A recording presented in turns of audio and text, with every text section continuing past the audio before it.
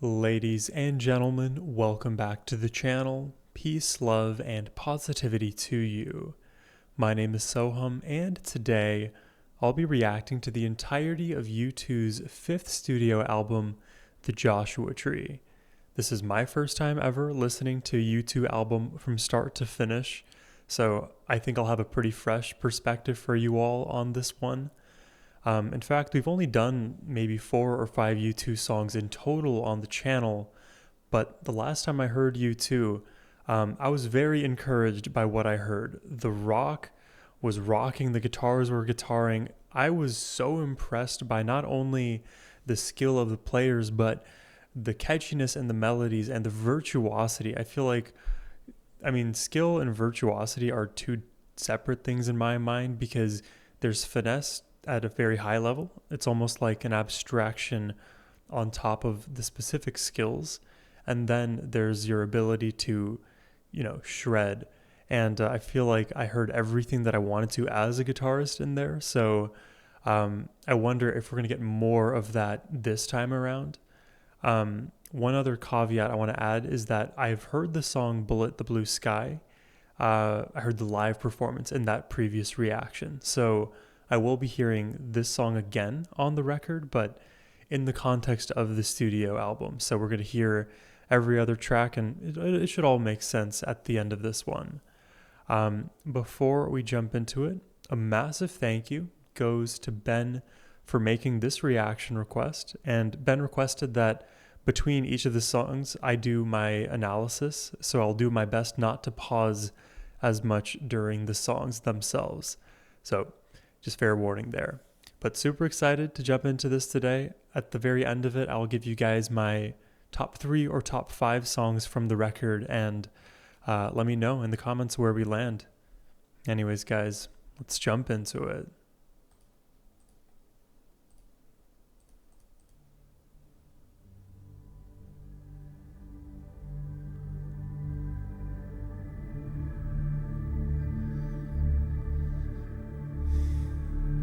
And I'll need to be taking my notes as well.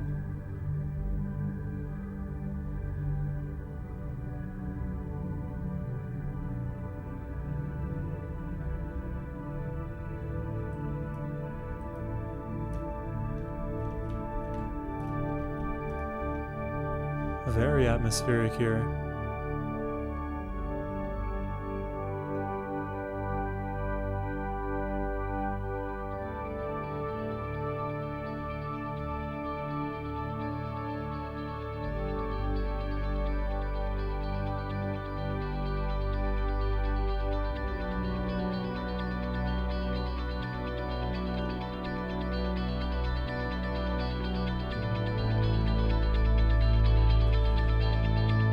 Wow.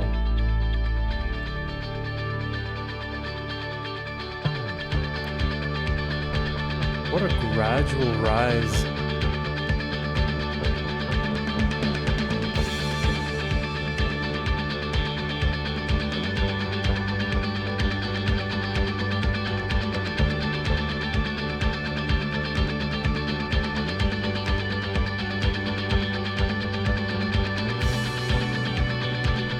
Layer by layer, we are adding to this.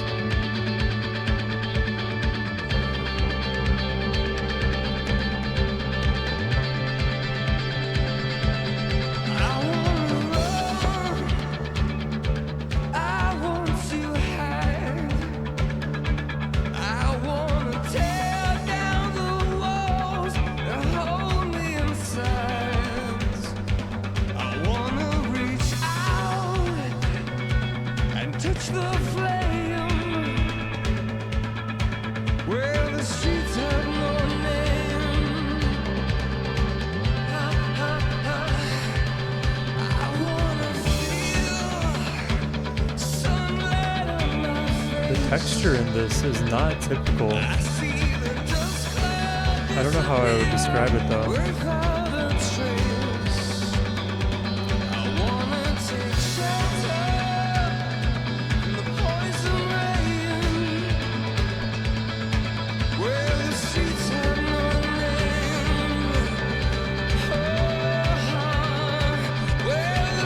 Have no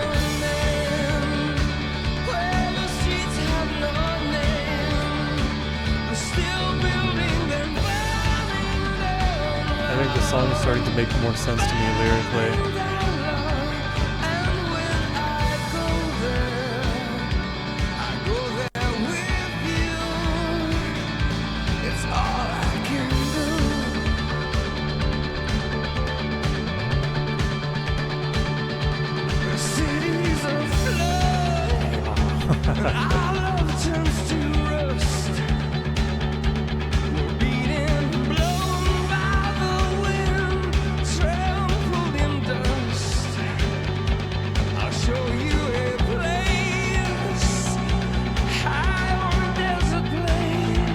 Hear the bass more here.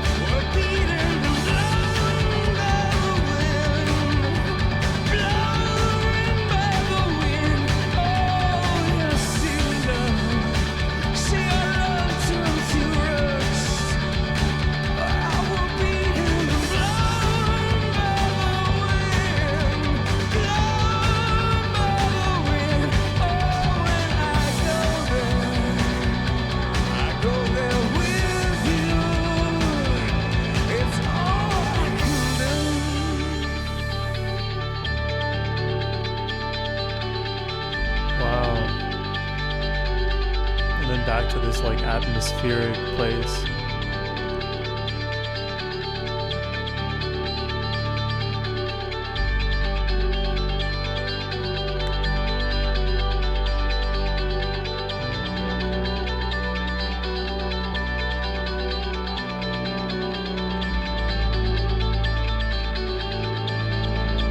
Wow. That is powerful. Yeah, we got to talk about this. I don't know if I'll be able to keep my mouth shut during the listens because there's so much that gets thrown at us. But what I think I like the most about this song is that the structure felt so free flowing. There wasn't a chorus, there wasn't a verse. It was all just one continuous stream of consciousness. And you can hear, because of how much patience each of the measures has, each of the, how can I say this? There's basically like in the development of this melody, there was a lot of patience involved, because if you were to like map out across how many measures it took to add each of the layers, there was plenty of time before a layer was added for us to just exist in that space, so that when the next instrument layer gets added in the mix, that moment is noticed. So it's very interesting to have that continuous feel to a song where there's no specific place it has to go. Because if you think of structure, oftentimes you have your verse, pre-chorus, chorus, and then typically people expect that you follow that template, you copy paste it over and then make some minor adjustments, but that'll be a rough template. But this song, because it doesn't come from that place at all, it throws all of those assumptions aside, and all you can do is you're left to experience what's coming your way. So there's no predicting a song like this, which I like. What I also found interesting about this one is that the strumming itself felt very textured, and maybe there's something in the production that's happening that makes some of the moments sound a bit like a bit more produced, I guess. But that all is like in those bubbling kind of guitar notes. So it almost could be a doubling of the notes or simply copying things over and using MIDI. But I really like that feel. And one thing I was going to mention too about this song just taking its time to grow, being very patient, that shows up in the vocal delivery as well. For each of the melodies and the lines, I felt like there were fewer words, and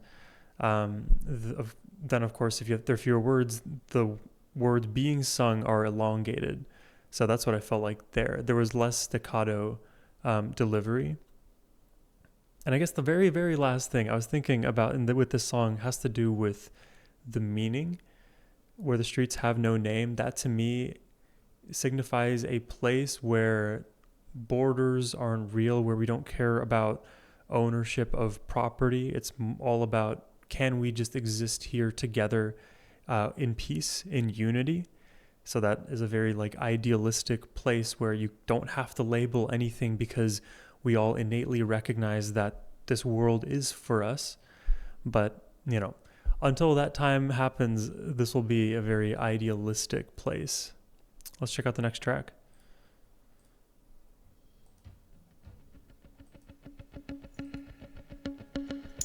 And again, I will try to stay as silent as I can during the songs.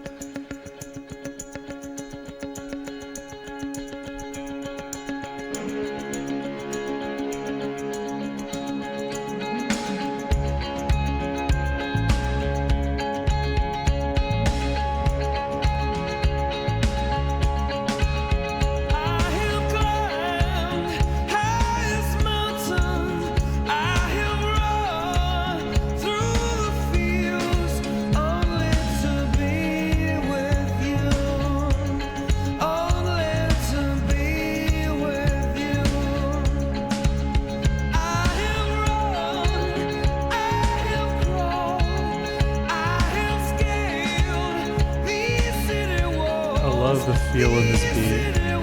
Super satisfying.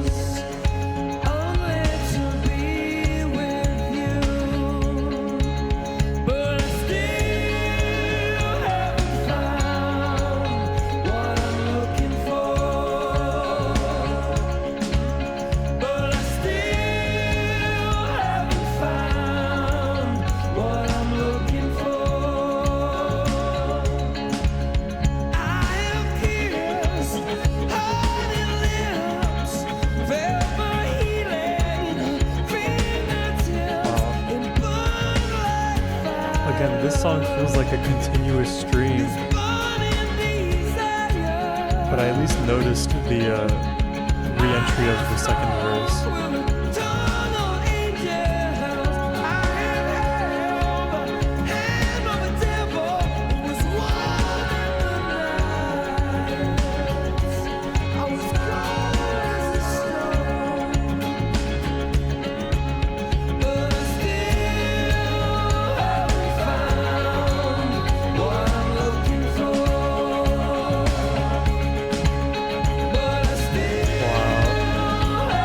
What a catchy melody, catchy hook.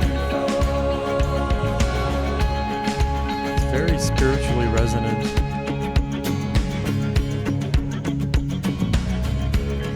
It's like endless search for the absolution.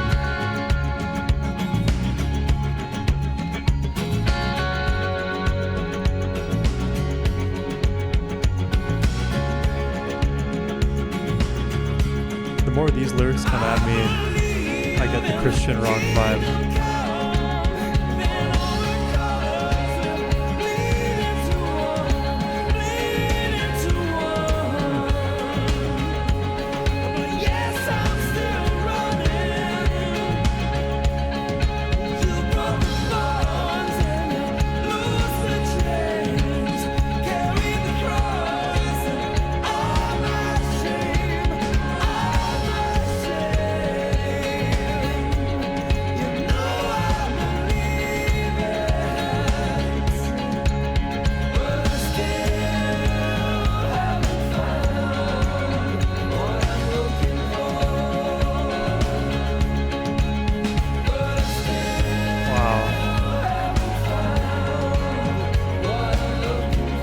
Love that hook.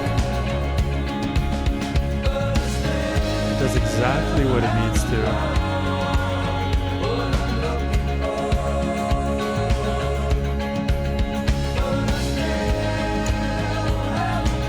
An interesting choice to change the melody of that line at the end.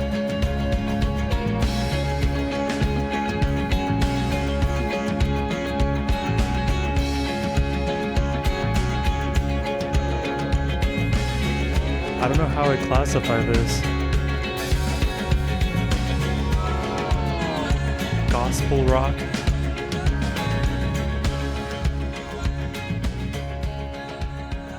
With a tinge of world beat. Yeah. I don't quite have the perfect words to describe that song, but I really like the angle that it took. I mean, it definitely shows up lyrically when you think about Kingdom Come and searching for that place. It's all very much rooted in this, in spirituality. What I, again, really want to reiterate here now is how gradual the rise and fall in the dynamics have been. Even in the first song, both of these songs have delivered in that regard, which I feel like that style I haven't seen used as much this consistently. And we're only 2 songs deep, so we'll see how that develops with the album, but they really like to build the atmosphere brick by brick, layer by layer. So I feel like gradual will be a term that I use a lot throughout this listen. Interestingly, at the very beginning, I think around the minute and a half mark, I had the fleeting thought that this song was reminding me in terms of feel and rhythm of a 1975 song. If you guys know that band, then maybe you may agree with me, or if you know them and don't agree, let me know as well. But I picked up a little bit of that vibe in the listen. But the thing is, the 1975 are, for all intents and purposes, a very modern group when compared to U2. So who knows, maybe one of their inspirations were U2. I'll leave that out there for you guys to decide. I feel like the vocals are really nice in this as well. I feel there's clear separation between this singer's falsetto, mix, and chest voice. So anytime we're kind of sliding between those three, I can hear and I can feel the change in emotions. So we've had 2 solid songs so far with solid melodies, really interesting instrumentation and style. Very interesting. Let's see what we get next.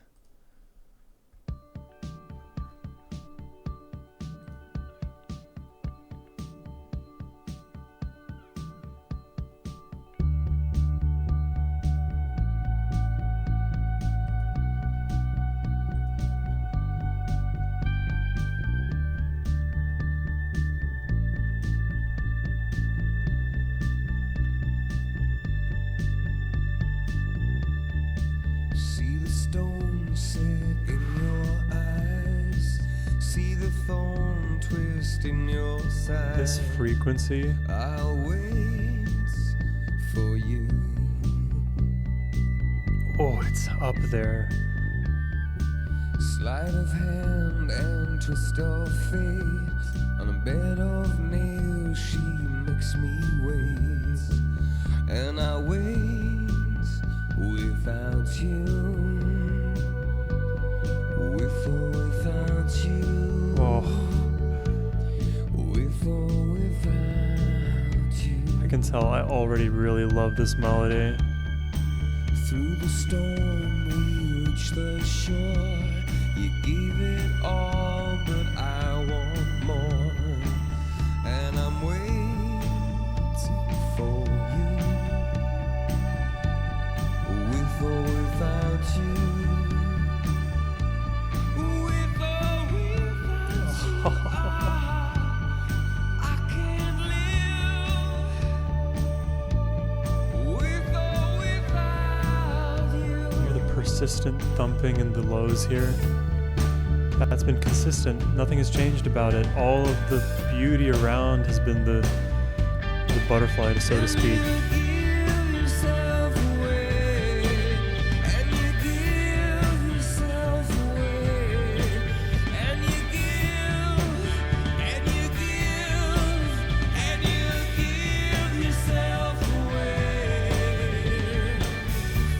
My hands are tied. The body bruise she got me with. Nothing to win and here in the left headphone, a lot of textures going on.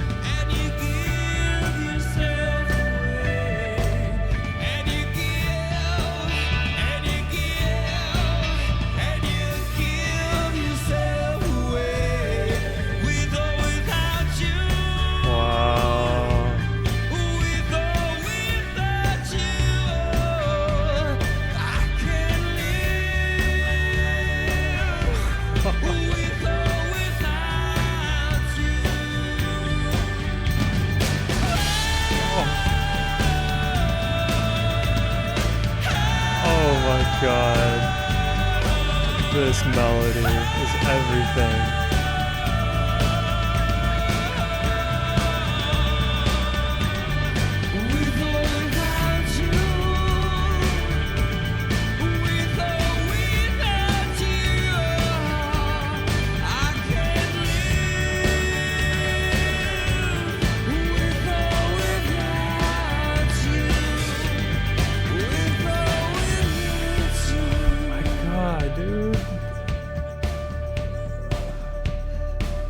Banger after banger after banger.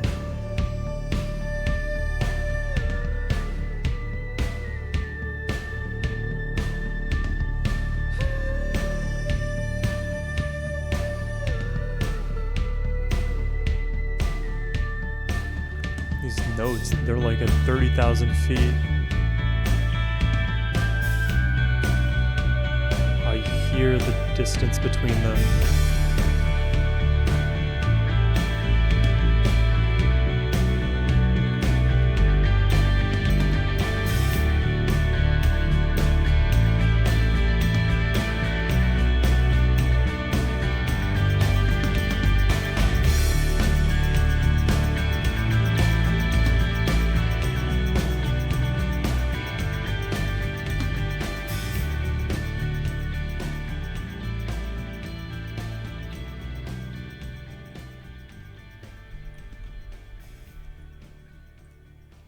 Very, very nice.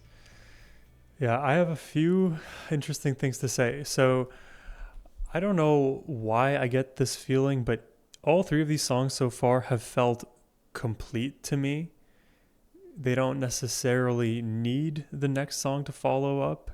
They all feel like, in a sense, they could be the outro of a concert or the final song on the record. Like, if somebody said, like, hey, you two just released one song, the way these songs have started and ended all feel like, yeah, I'm like satiated perfectly.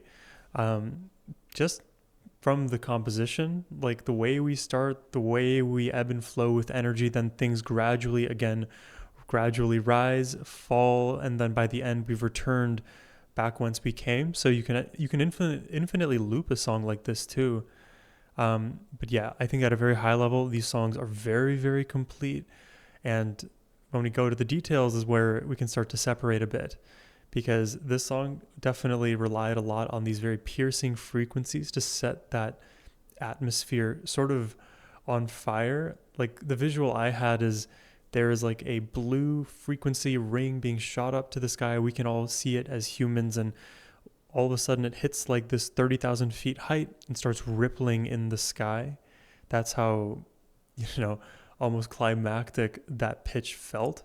And then when we slowly introduced the heaviness from the guitars and the vocals and everything that just filled up the midsection of the song, because of how gradual it was, it didn't feel like the sirens at all were out of place. Because again, at midpoints in the song, those higher frequencies would return.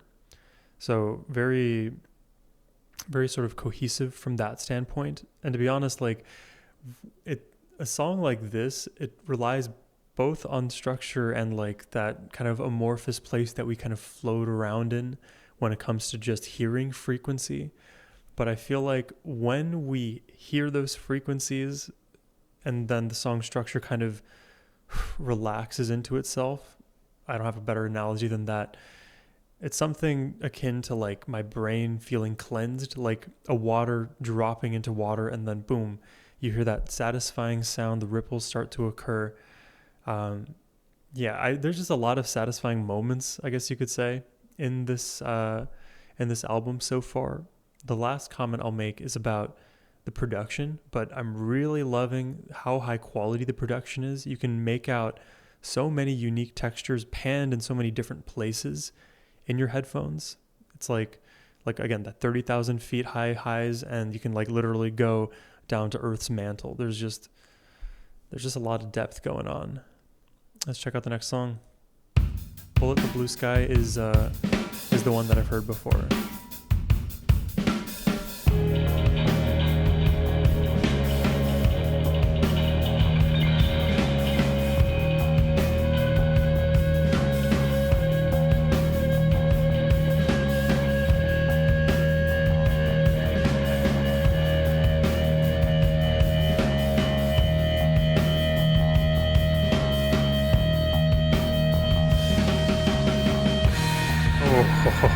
Oh yeah. The laser beam of doom powering up.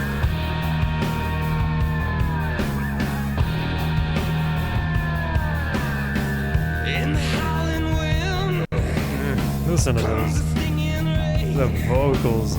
See it driving nails into the souls on the chill pain. From the firefly, the red-orange glow. See the face of fear running scared in the valley below. What a groove, man.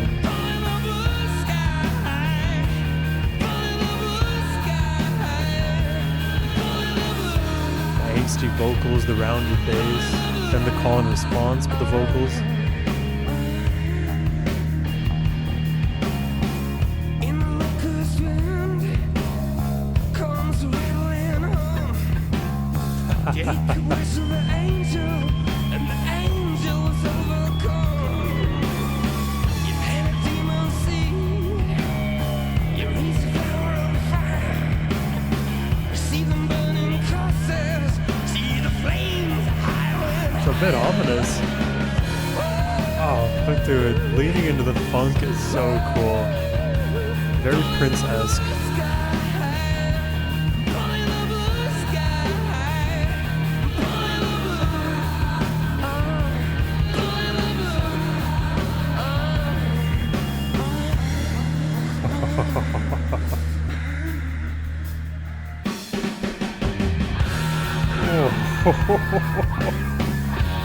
This one just kicks you in the teeth. First God visited to me, his face red like a rose and a thorn bush, like all the colors of a royal flush, and it's peeling off those dollar bills, slapping them down. Colors? 100. Should be just one color for a royal. And I can see those fighter planes, and I can see those fighter planes across the mud huts with children sleep. Dude, this reminds you of Rage Through Against the the alleys Machine. of quiet city street. We take the staircase to the first floor. We turn the key and slowly unlock the door. As the man breathes into his saxophone, and through the walls we hear the city groan. Outside it's America. Outside it's America. Wow, dude. These sliding chords. Channel your inner Beastie Boys, your inner Rage Against the Machine.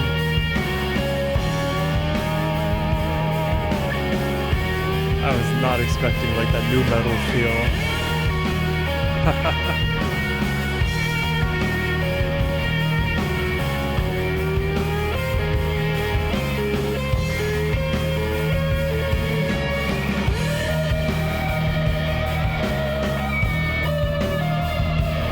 Oh, the Sirens of Doom again.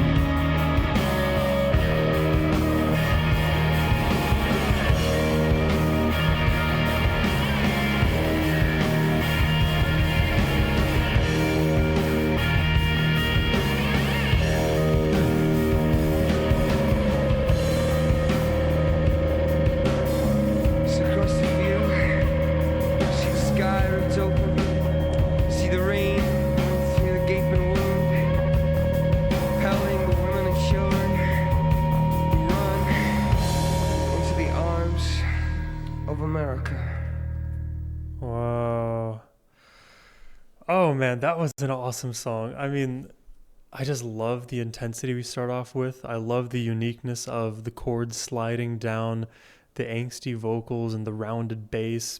And there's like moments where breaking all of that up are these like exhales, and then we get like just the beautiful bassy riff. Not only is the tone of the bass so good, but this riff that just carries through. I love it. It feels like down to earth. It feels like the other bands that I referenced. Um, Also, something I'm noticing about U2 is that I'm able to like think of other groups that have at least momentarily similar sounds or use similar effects. And there's many ways to slice the cat, and not all artists are the same. Blah blah blah. Those are the disclaimers. But I'm reminded as well. I forget which track it was. I think it was the second track, but I was reminded a bit of Coldplay. I think the first song I was reminded of a lot of Depeche Mode, um, even some Pink Floyd for that matter. I really like that you two have this varied style. It feels like with every song, despite them ending in that resolved way, you're going to get something new each time. Dude, this is a good one. I'm probably going to rate that one rather highly. Let's check out the next song, Running to Stand Still. Crazy title. It's like racing to the red light.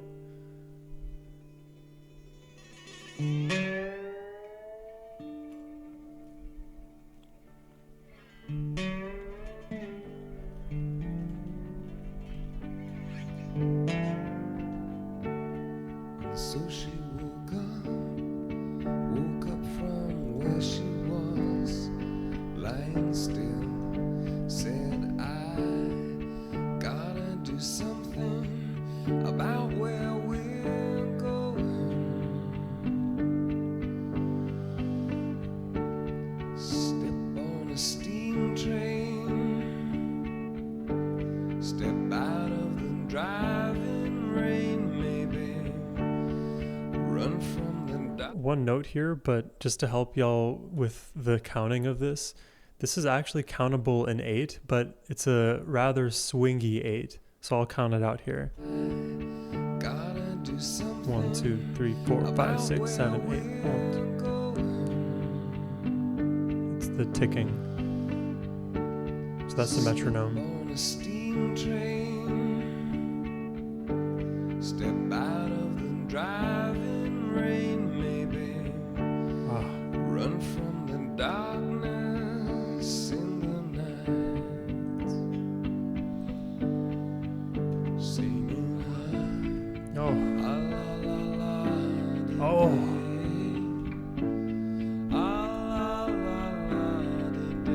Cool chords here.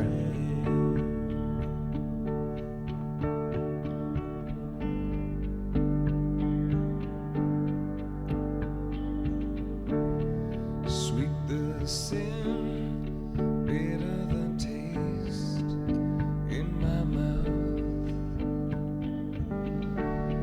I see 7 towers, but I only see one way out. His vocals are so breathy here. Gotta cry without weeping, talk without speaking, scream without raising your voice. You know I took the poison from the poison stream, then I floated out of here. La la la today. La la la today. La la today. Wow. Wow. Are you serious? Wow. This is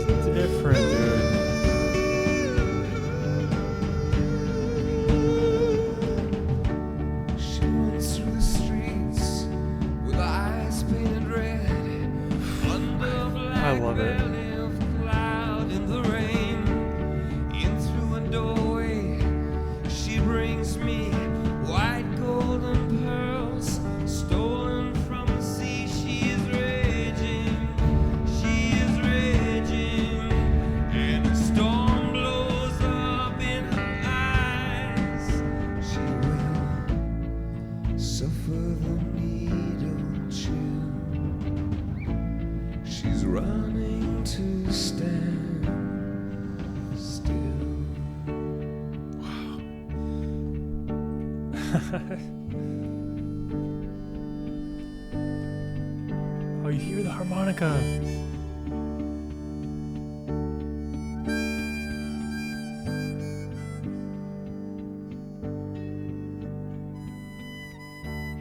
Oh, wow, dude, that's so powerful.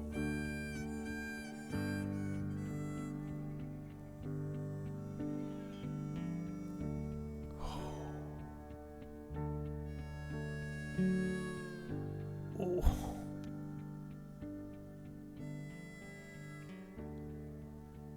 The bending of these strings.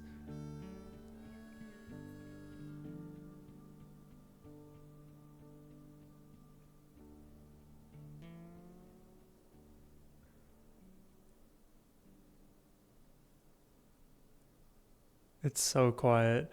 Like your standard mainstream pop songs are not going to do that 40-second outro where you hear just the simple twang bending up and down, but it's hardly simple. I don't think anyone thinks to do something like that. You two are so good at just leaning into the environment that the song kind of invites. It's interesting. Like I immediately when I first heard the soundscape here, I was thinking like Southern Panhandle kind of energy. And then we sort of had a re-envisioning, a reopening into this like piano ballad feel that then made me feel like, oh, maybe we're going down a more Yellow by Coldplay route.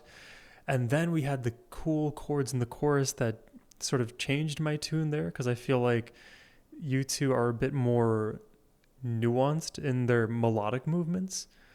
So we had that. Then we had all of the super amazing, beautiful, breathy vocals, and then the subtle intensity that kept growing with each pass of all the things that I mentioned towards the end, where it almost felt like he was like whisper screaming from the top of his lungs at on top of this mountain about this addictive cycle is what I take away from the lyrics, because this one seems like I have to go back. Give me a second here. It seems like the story here in the last line is more of a obvious giveaway. She will suffer the needle chill because addicts will do their best to break the cycle, and it requires so much effort, but then you can wipe away all of that progress in one day. It takes all of the willpower in the world to stave off that kind of chip on their shoulder, and in the end the chip will just be there regardless. I heard somebody say about like Alcoholics Anonymous or something like that. The what was the quote? I wish I had it. It was a good one, I promise. But the idea is that have you don't have to put so much pressure on yourself to try to break the addictive cycle, because okay, hold on. Let me say it the other way around. This one's hard. I have it on the tip of my tongue. I don't know. It's just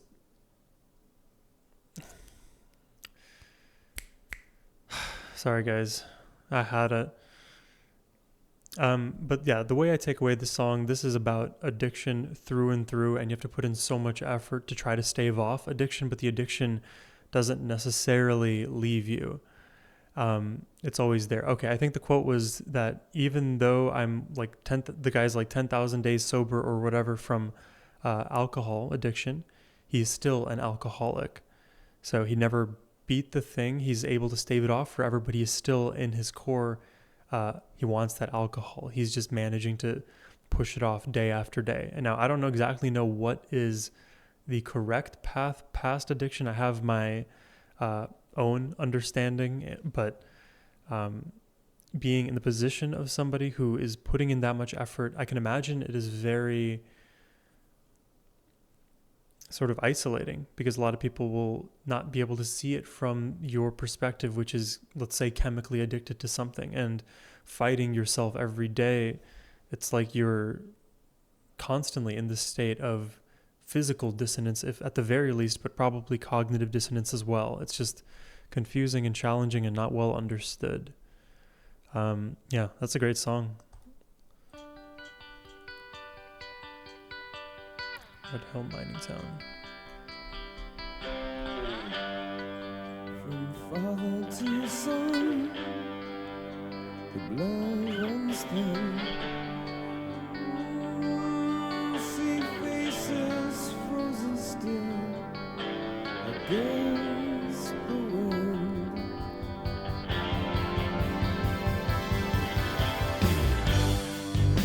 The seam is split. What? The cold face cracked. The lines are long. There's no going back.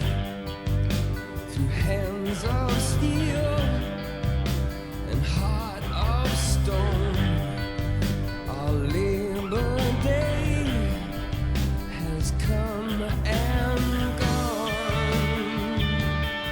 Hey, leave me holding on in Red Hill Town.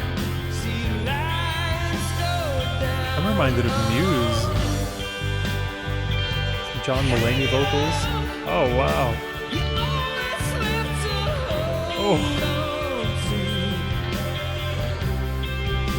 I'm still waiting. I'm hanging on. You always left to hold on to.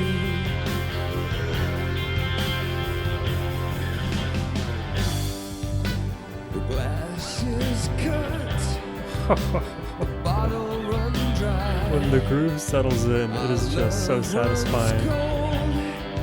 In the caverns of the night, we're wounded by fear, injured in doubt. I can lose myself. You I can't live without. Yeah, you keep me holding on in Red Hill Town. See the lines go down on. I'm hanging on. You always left to hold on to. Dude, shout out the backing vocals. I'm still waiting. Hanging on. Always left to hold on to. Angel will scorch the earth, set fire to the sky. We stoop so low to reach so high. A link is lost, the chain undone. Notice the simple bass line throughout. All day It's been here since the for beginning. night to come, and it comes Wow, but all of the surroundings like a change. hunted child.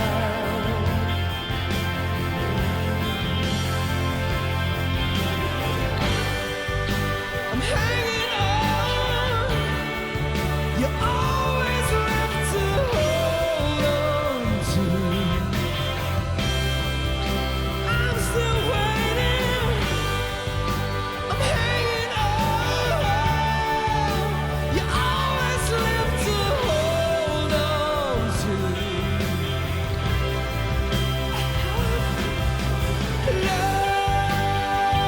Love slowly stripped away. Love seen is by the day.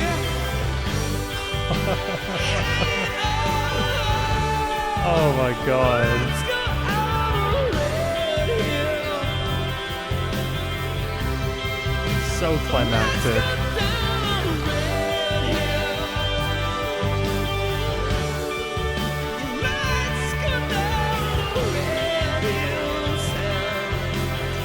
I'm very impressed by you two.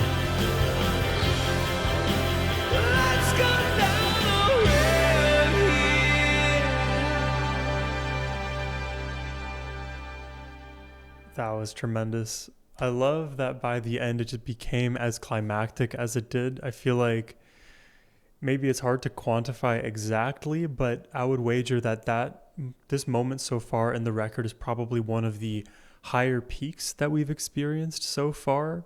I just love how I feel there were so many different things that you could attribute the intensity gradually rising to, but that's just the thing it seems about U2 is that everything that they do gradually contributes to what's to come. It feels like this very linearly growing snowball, and then by the end, well, someone should have noticed that the snowball got to the place that it did, because then you're going to get these awesome, massive moments like we're getting. Um, I have a weird comment to make, but I'll make it because maybe you have some better labeling for this. But this song felt like the most straight up song to me in terms of structure and maybe even in terms of melodic progression, but it still was uniquely U2. Does that make sense? The most straight up feeling U2 song, maybe. I'm still workshopping that. Let me continue listening to this stuff. This is really good. Also, I was trying to figure out what was going on with the Red Hill mining town. Maybe there's something to do with like the economic conditions in this mining town, because now in the context of the 21st century, mostly mining towns are associated with mining towns being empty rather than anything else. It's more of a vestige of the past. So when I think of mining town, I always think of the fact that they are usually very run down, abandoned. Those will be like those smaller towns in America that YouTubers will go to and visit and call it like, hey, I visited a ghost town in West Virginia or wherever. But yeah, that was an awesome song. Seems like that was a bit of a pivotal moment for the album. I wonder where we're going to go next.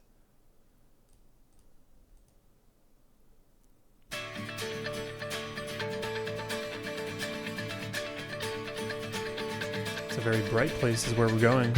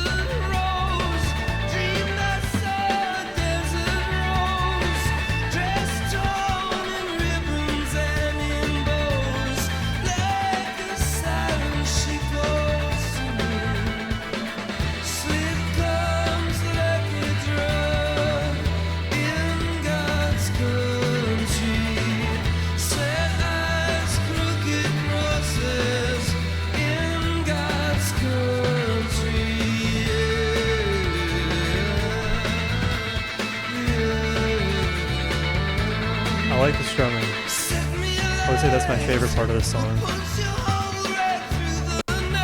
Listen to the vocals though.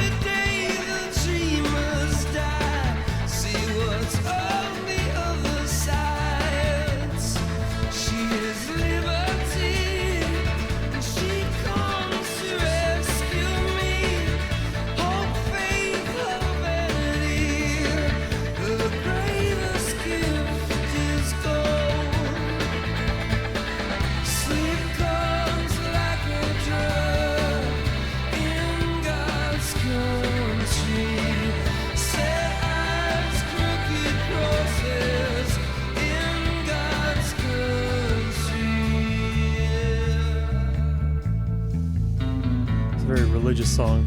Some of these like references I'm not quite understanding. Like why would sleep come like a drug in God's country?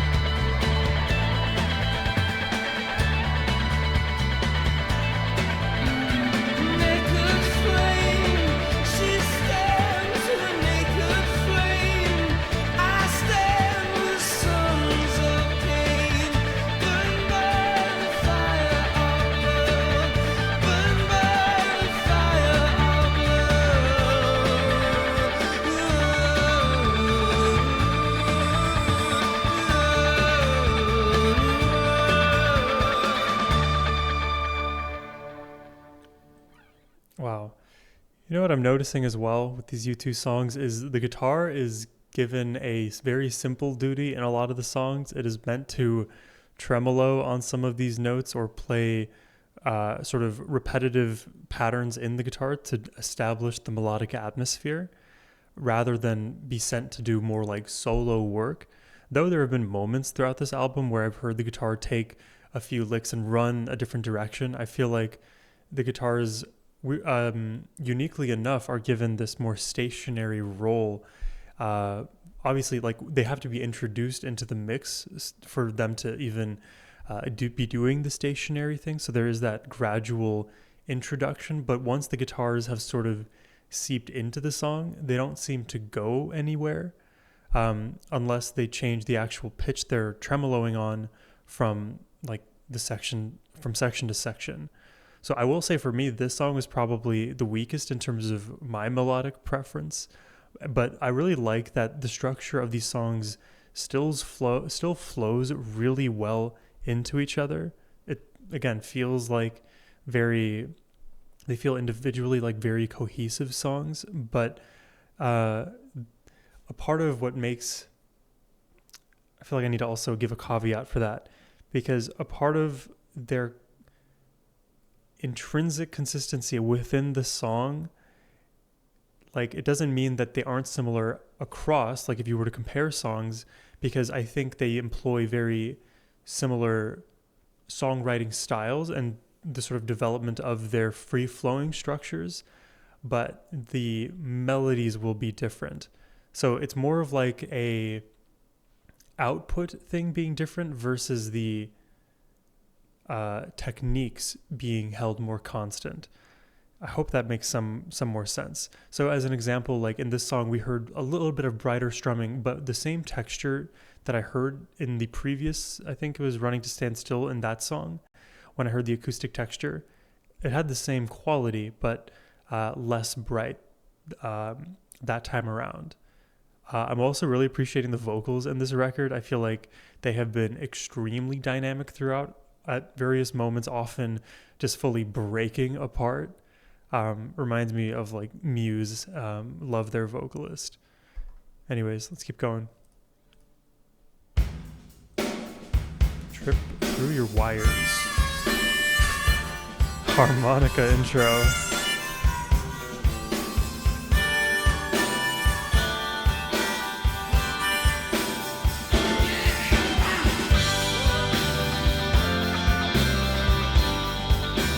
We always knew this was possible.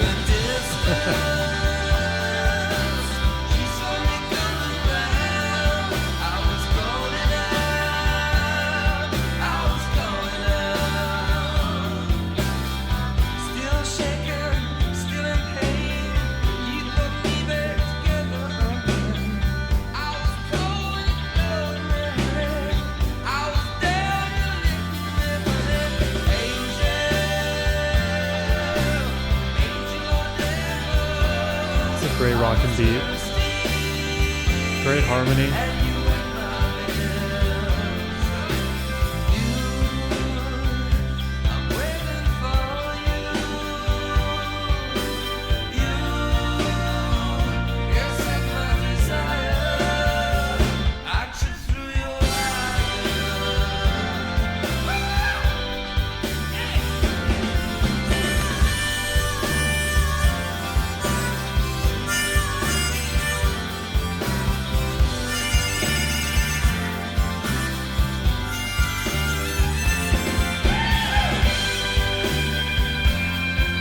There's the tremolo.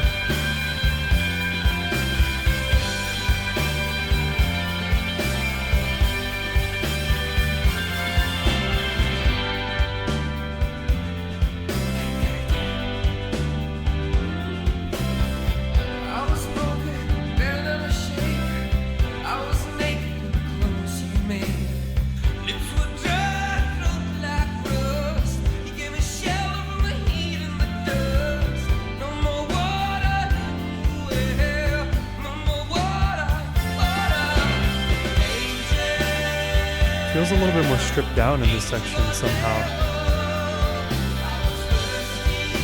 which is a weird takeaway when this feels like the chorus.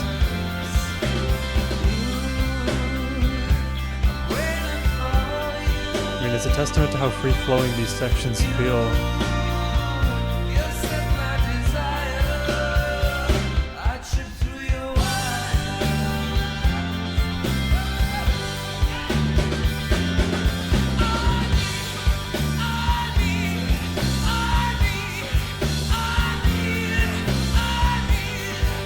Channeling his inner Nirvana now.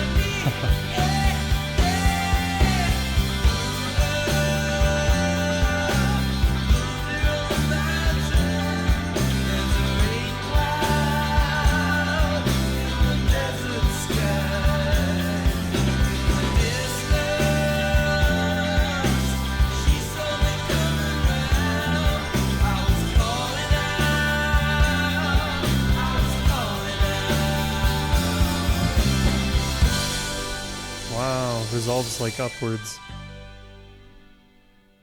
Interesting. I definitely feel like there has been a substantive change in the style of songs, or at least the feeling I come away from by the seventh and eighth song here in this record. So, like, sort of as I mentioned, that sixth song serves as a bit of a some kind of checkpoint or turning point in the album. I feel like in both of these songs, we've brightened up in terms of the timbre, in terms of even our pitch palette that we're using. Because right away with this eighth song, we started with very bright in-your-face harmonica, and then kind of meandered our way into this like relaxing grooving beat, but with kind of big rock guitars on top. The way I might describe this song, it's like this felt like a very, very American song. I wouldn't say country necessarily. I feel like country music has a very different quality to it, especially in terms of the production and just the instruments that you'll hear. But I do like that even in a song like this that feels more, you could say more in your face, they're still showing some restraint. So I feel like even across all of these songs, we haven't gotten the crescendo to end all crescendos, because everything has bled up very gradually, once again, to those high places in the songs and then back down. There hasn't been a very notable discontinuous jump in the intensity of the song. So that is made for a very relaxing listen, even when things are picking up all around, because I'm used to it, sort of like a boiling of the frog. I think we have 3 more songs. This is One Tree Hill, which I believe is a TV show.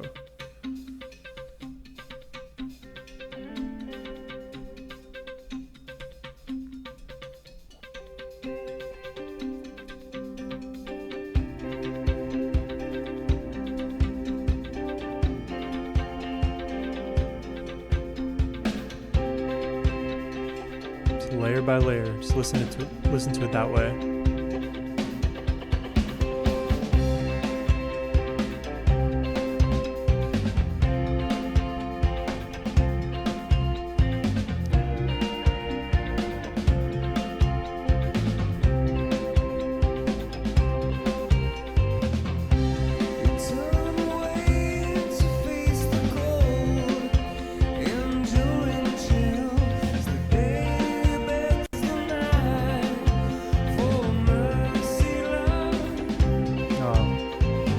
Lyrics kind of bleed into each other.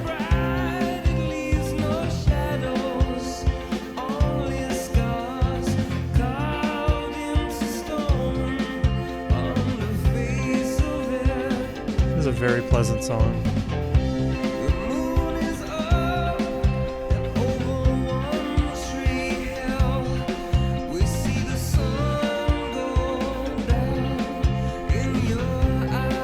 Energetically, another bright song.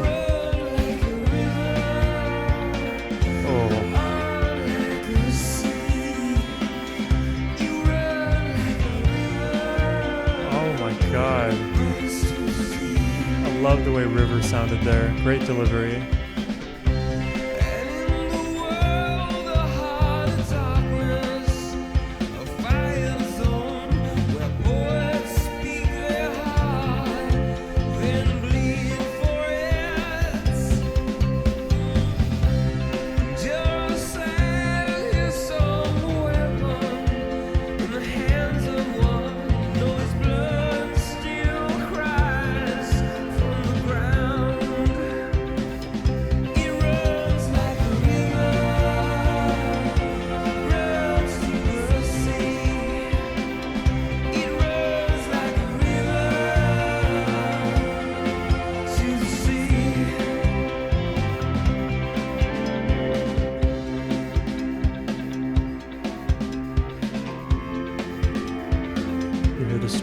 the scratching of the strumming. A big cello sound, it feels like. Huge bow stroke.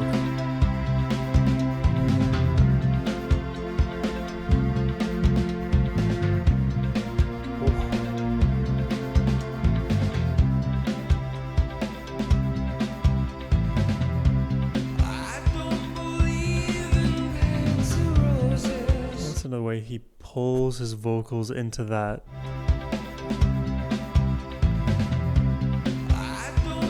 He just reaches and stretches.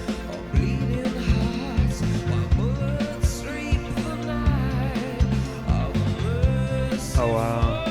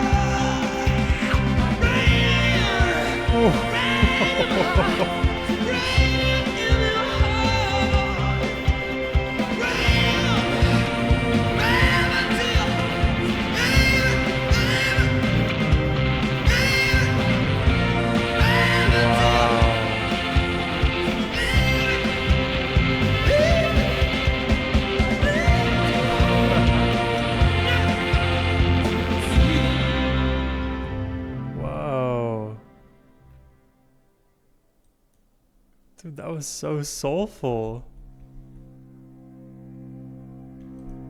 Definitely gave me Prince vibes.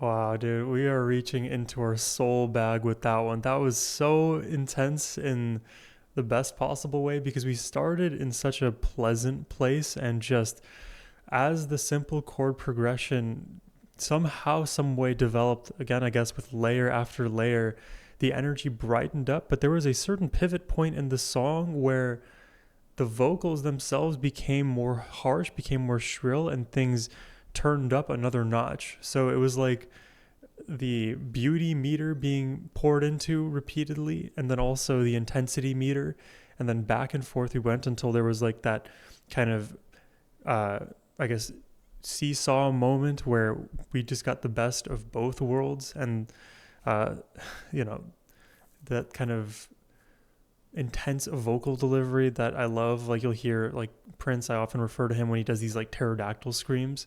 I like that I was hearing an equivalent of that this go around, with all of the beautiful atmosphere surrounding the melody in this song. So to me, this would be definitely a very soul rock, gospel rock kind of a labeling, if you want to talk about it through that lens. I wasn't actually sure I was going to like this song at the very beginning. I thought if the dynamics stayed more flat, that, okay, it would be another song that I enjoy, like it's pleasant enough, but doesn't draw me in as much emotionally. So I will say One Tree Hill definitely by the end super won me over, and likely I'll rate it highly as well. Let's check out the penultimate track, Exit.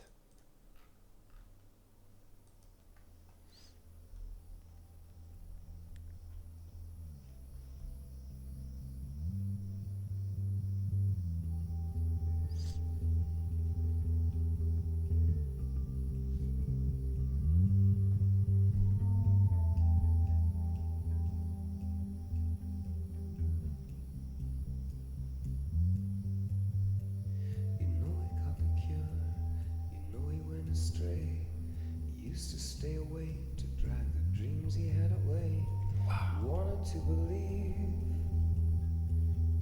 in the hands of love.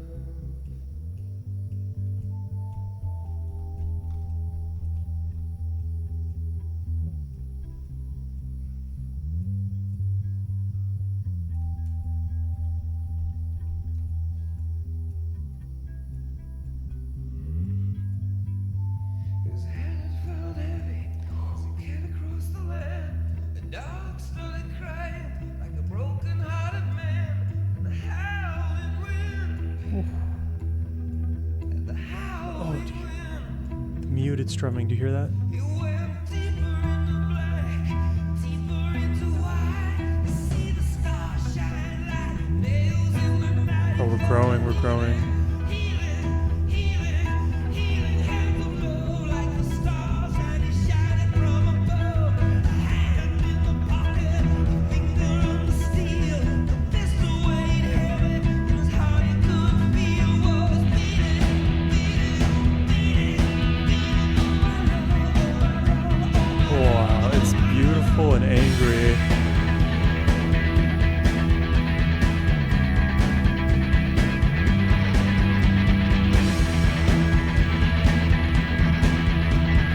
Listen to the crunchiness.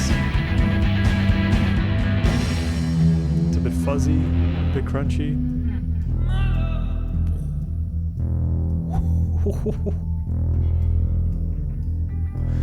It's so much going on. Suzanne's this build. Can also pull down. True. Hands of love.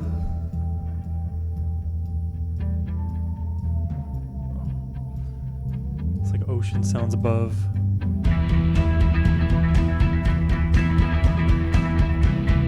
Oh. Dude, one note at a time, one beat at a time, we just go with it. I love it, man. Come on.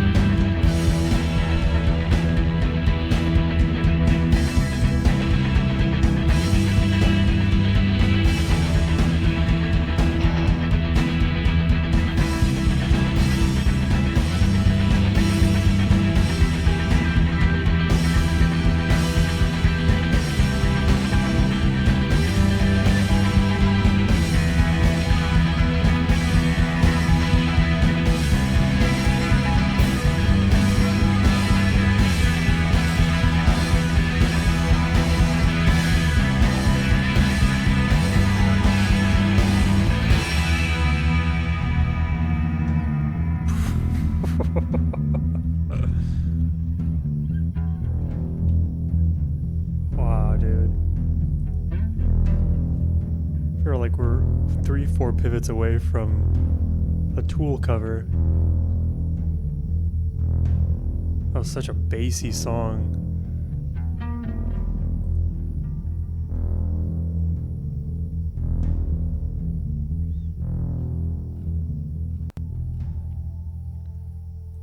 Real cool.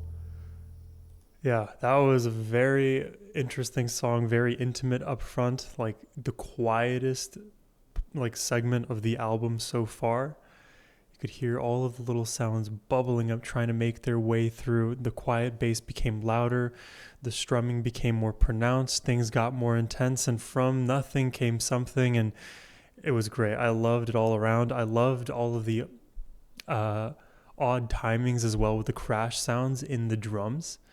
A lot of cool stuff going on in terms of building that very, I wouldn't necessarily say ominous atmosphere, but something that would maybe more of like a liminal space, a sort of like limbo-esque atmosphere where you don't quite know why something feels off or something feels like it's on the horizon, but you can't quite label what exactly it is. It is so close to being on target that it's actually like you just notice that it's subtly off. I'm going to power through my camera shutting off for my remainder discussion of Exit, and then I'll pause it for the final track of the record. But really loved the song Exit. I was trying to figure out what exactly this song was meaning, and I feel like the best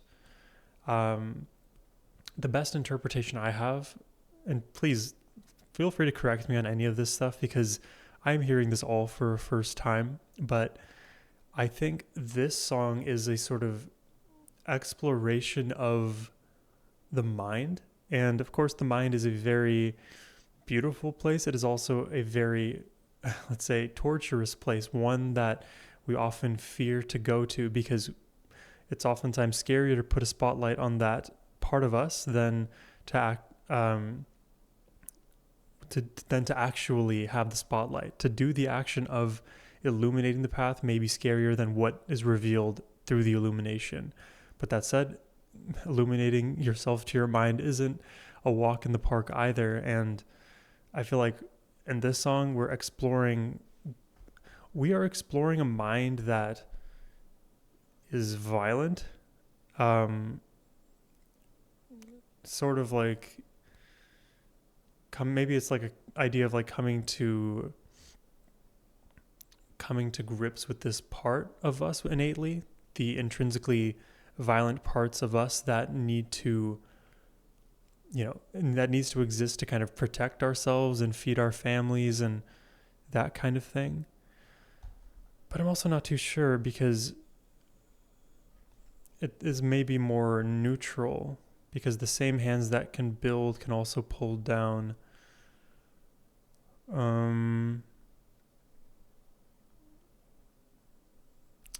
His head, it felt heavy. He went deeper into black. He sees the stars shining. He felt the healing hands of love. His hand in his pocket, his finger on the steel, because it's like a juxtaposition of this loving thing and this very cold, impersonal thing. So I don't know. It could just be like the inner workings of the mind of someone truly going through it. And if you pull the pin and throw yourself in one direction, you'll become one person. And if you did the same thing but took another left turn in life, you would have become an entirely different person. I don't know. Let me know what you guys think about that while I fix my camera. All right, let's check out the final track. Mothers of the Disappeared. That is quite the title.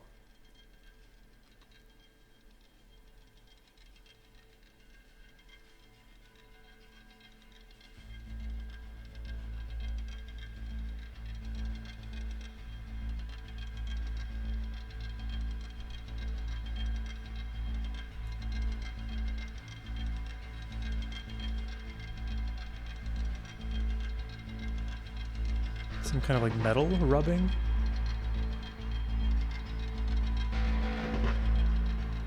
Like I can imagine like two screws like rubbing on one another.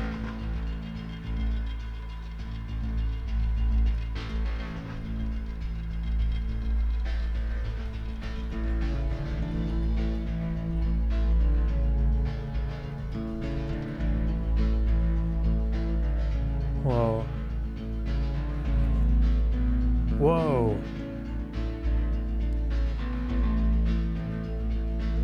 What mode is this?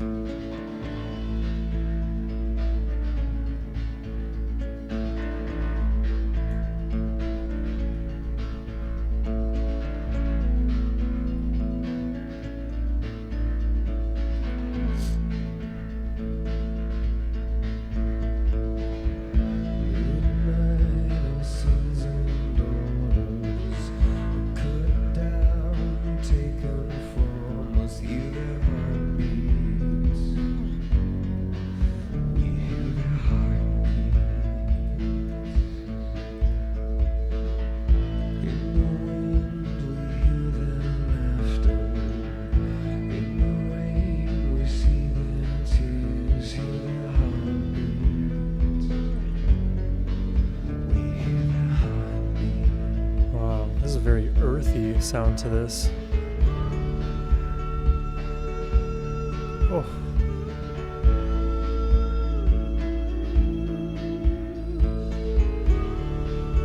Wow.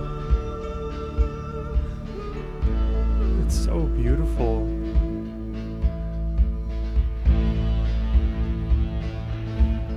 reminded a bit of Pat Metheny, just in terms of the soundscapes that are being produced.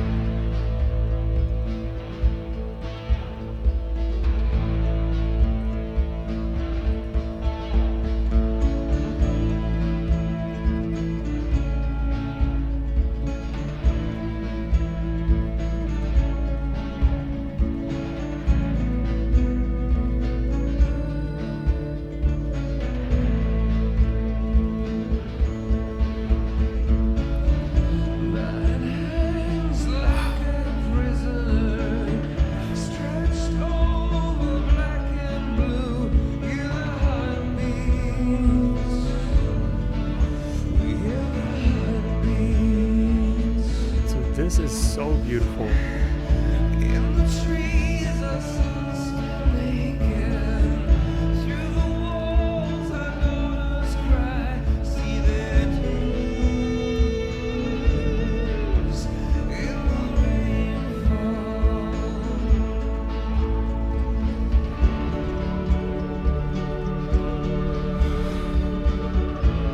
What?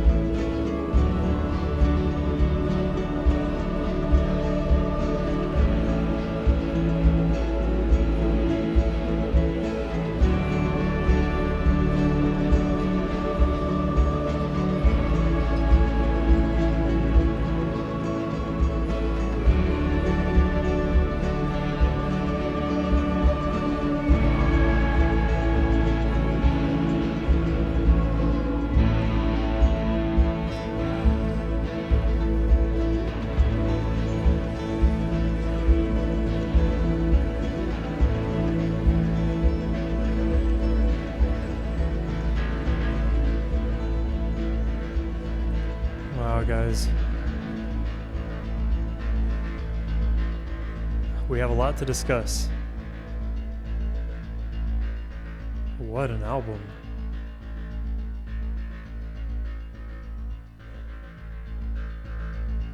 Hear the way this is traveling around.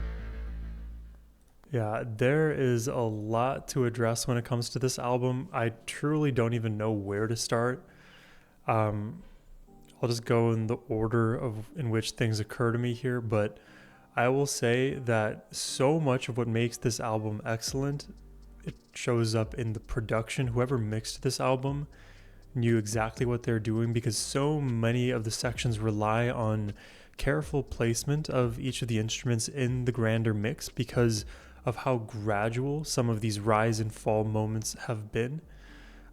There's a lot of distinct textures as well as unique sounds that you don't often hear in music, period. So as much as we listened to like an album of musical songs, we also just had a lot of intermittent sonic experiences that perfectly blended in to the overarching structure of songs that we're familiar with. And as I mentioned before, there are a handful of tracks that almost felt like they don't have structure because of how smooth all of those moments are. And I feel like that isn't possible if the production is not completely locked in.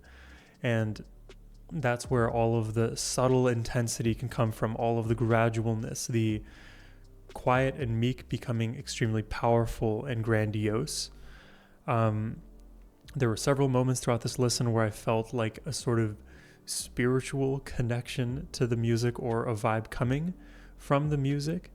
You can think of like your Grateful Dead's, your Van Morrison's, maybe a bit of like the Muses and Pink Floyd's. And there's so many artists I referenced during this listen too, by the way, including those. I would also add like Depeche Mode, Coldplay, Rage Against the Machine, Need to Breathe. That's a southern rock group, who I've reacted to over on the channel plenty.